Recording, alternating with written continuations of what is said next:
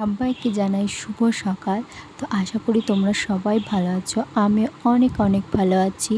তো দেখো সকালের কাজ তো হয়ে গেছে, তারপরে এই যে রান্নার জোগাড়যন্ত্র করতে বসে পড়েছি। তো আজকে তোমাদের দাদাভাই নিয়ে এসেছিলো কচুর শাক। তো এইগুলো গ্রাম অঞ্চলে বেশি পাওয়া যায়, তবু আমাদের বেশি খাওয়া হয় না। তো তারপরে আমি এই কচুর শাকগুলো বানাতে শুরু করে দিয়েছি। তো কে কে এরকম কচুর শাক খেতে ভালোবাসো? অবশ্যই অনেকেই ভালোবাসে। আমার তো খুব ভালো লাগে। জানো, যে জিনিসটা খেতে বেশি ভালো লাগে সেই জিনিসটা করতে অনেক সময় লাগে। এই কচুর শাক কাটতে কিন্তু অনেক দেরি হয়।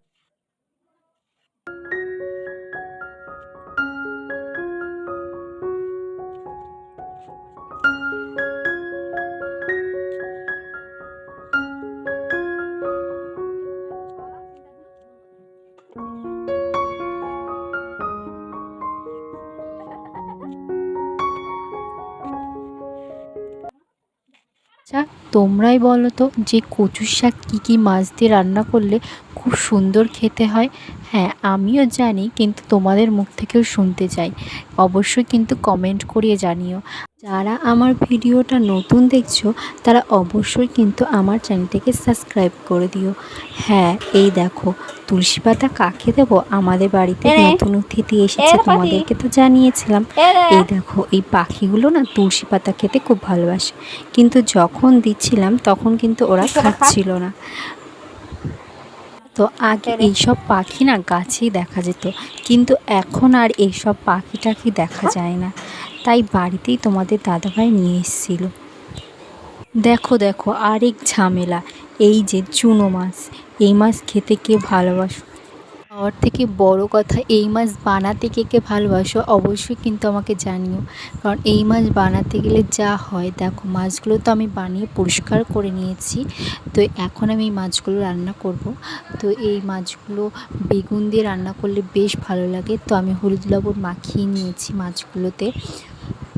এবার আমি মাছগুলো ভেজে নেব।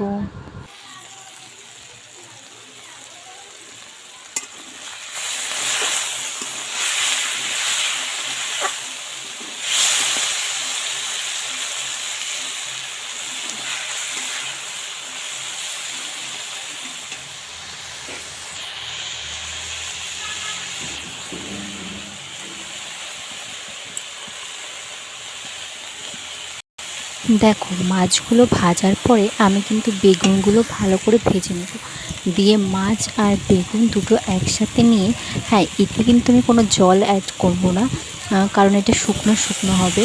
মাছ আর বেগুনগুলো ভালো করে মিশিয়ে নেব। আর যতক্ষণ না এটা থকথকে হবে ততক্ষণ নাড়তে থাকবো।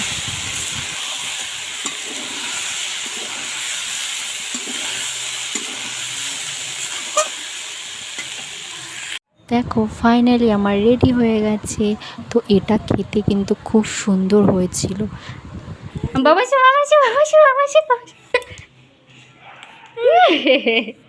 জানো তো আমাদের সোনা পাপা সেভাবে হাঁটতে শেখেনি, কিন্তু অল্প অল্প হাঁটতে পারে। তারপরে আমি দিয়েছিলাম, আজকে ভীষণ রোদ হয়েছিল, তারপরে দিয়েছিলাম ভাদ্র মাসে জামা কাপড় রোদে দিতে হয়। তো জামা কাপড় রোদে দিতে গিয়ে তো আমার অবস্থা হামশিম। তো তার এই ছোট্ট ভিডিওটা তোমাদের কেমন লাগলো অবশ্যই কিন্তু আমাকে কমেন্ট করে জানিও। আর ভালো লাগলে একটা লাইক কমেন্ট শেয়ার করে দিয়ে যেও। Tata, bye bye.